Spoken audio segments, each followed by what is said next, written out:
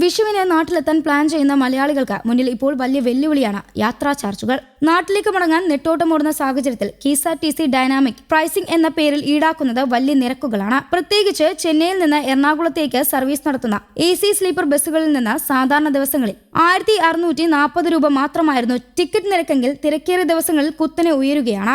April 10 തീയതി ഏറ്റവും കൂടുതൽ പേർ യാത്ര ചെയ്യുന്ന ദിവസം ടിക്കറ്റ് നിരക്ക് 2456 മുതൽ 5000 വരെ ഉയർത്തിയതായി റിപ്പോർട്ടുകളുണ്ട്. 11-നും 13-നും 2179 രൂപയായും യാത്രക്കാർക്ക് കുറവുള്ള 12, 14 തീയതികളിൽ വീണ്ടും 1640 രൂപയായും ചാർജ് മാറുന്നു എന്നാണ് ഡൈനാമിക് പ്രൈസിംഗ് യാഥാർത്ഥ്യം. ഇതോടെ പലരും വിമാനയാത്ര ആശ്രയിക്കാൻ ശ്രമിക്കുമ്പോൾ അവിടെയും നിരക്കുകൾ കുത്തനെ ഉയർന്നിരിക്കുകയാണ്. തിരുവനന്തപുരം പോകാൻ ഏപ്രിൽ 10-നും 11-നും തീയതികളിൽ 7433 രൂപ വരെയും 12, 13 തീയതികളിൽ 6724 രൂപ വരെയും ചാർജ് ഉയർത്തുന്നു. കൊച്ചിയിലേക്ക് 6913 മുതൽ 5130 രൂപ വരെയും നിരക്കുണ്ട്.